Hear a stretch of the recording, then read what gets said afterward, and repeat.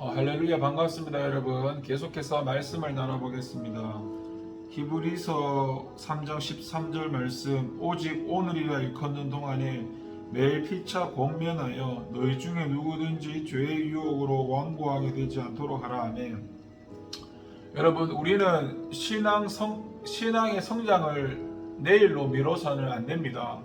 13절을 보시면 본절이 오직 오늘이라 일컫는 동안에 매일 피차 권면하여서 죄의 유혹으로 완고하게 되지 않도록 하라라고 말씀을 하고 있습니다. 성도 상호 간에 이런 올바른 신앙을 제시하고 어려운 난간이나 거짓된 교훈에서 벗어나서 온전한 신앙인의 모습을 가져야 한다는 것입니다.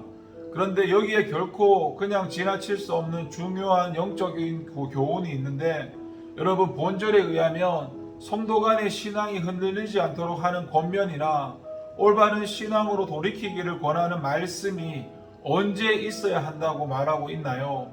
전반부를 보시면 뭐라고 이야기하고 있나요? 오직 오늘이라 일컫는 동안에 매일이라고 하였습니다. 이를 대부분의 신학자들은 오직 오늘이라 불리울 수 있는 기간이 계속되는 동안에 라는 뜻으로 해석하고 있습니다. 이게 무슨 말일까요? 우리가 사는 세상은 영원한 것이 아니라 한정적입니다. 개인의 역사도 죽음으로 끝을 맺습니다. 또 이 세상도 베드로후서 3장 10절에 주의 날 곧 예수 재림의 날이 되면 완전히 끝나게 될 것입니다. 그런데 여러분, 인간은 개인이건 인류 역사이건 간에 이 마지막 날 앞에서 무력합니다. 언제 어떻게 생을 마감하거나 주님이 언제 오실지 모른다는 말입니다. 다시 말해서 우리는 결코 내일이 온다고 장담할 수가 없습니다. 그래서 믿음에서 떨어지려고 하는 자나 믿음에서 멀리 떨어진 자들에게 권면하는 것과 또한 그 권면을 받아들이는 것은 결코 내일로 미룰 수 없는 시급한 일입니다. 그렇다면 여러분, 저와 여러분은 이 시급성을 느끼고 있습니까? 우리 자신들은 이 시급성에 대해 매우 둔감한 것 같아 안타깝습니다. 성도들이 만나서 하는 이야기의 주제가 무엇입니까?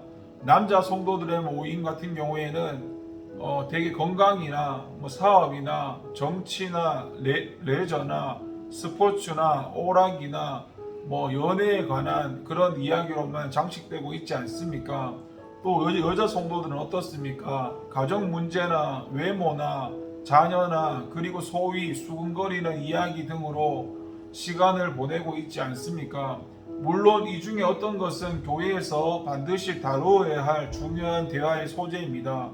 그러나 이런 문제 속에서도 어떤 것이 바른 삶인가를 생각하고 고민하고 고면하는 것이 아니라 그저 수다의 수준으로 머물러 있는 것 같아 안타깝다는 이야기입니다. 한시가 아까운데 어찌 우리가 우스갯소리나 남의 험담에 즐거워하면서 시간을 낭비할 수 있을까요? 여러분, 다시 한번 강조하면서 말씀드리지만 주님을 영접하는 일이나 신앙을 바로 세우는 것을 내일의 스케줄로 잡는다면 늦는 것입니다. 오늘이라 일컫는 날이 언제 끝날지 아무도 장담하지 못하고 우리는 이 순간이 마지막이라 생각하면서 긴장하면서 두려운 마음으로 하나님을 경외하고 하나님께서 미워하시는 죄를 멀리해야 합니다. 그리고 다른 지체에게도 이와 꼭 같은 마음으로 다가가야 합니다. 그래서 모든 성도가 죄의 유혹을 이겨가지고 하나님께서 주시는 영원한 안식에 들어가야 합니다. 그리고 피차 권면해서 성도 상호 간에 매일매일 서로의 영적 상태에 깊은 관심을 가지고 서로를 돌아보는 모습 가운데 살아가야 합니다. 이것은 목회자만 해야 할 일이 아니라 성도라면 누구든지 해야 할 일입니다. 그리고 완고하게 되지 않도록 하라는 말씀처럼 교회는 그리스도에 대한 믿음을 저버리고 옛 생활로 돌아가서는 안 된다는 것입니다. 기도하겠습니다. 하나님 아버지, 감사합니다. 말씀대로 살게 하여 주시옵소서. 예수님 이름으로 기도합니다. 아멘.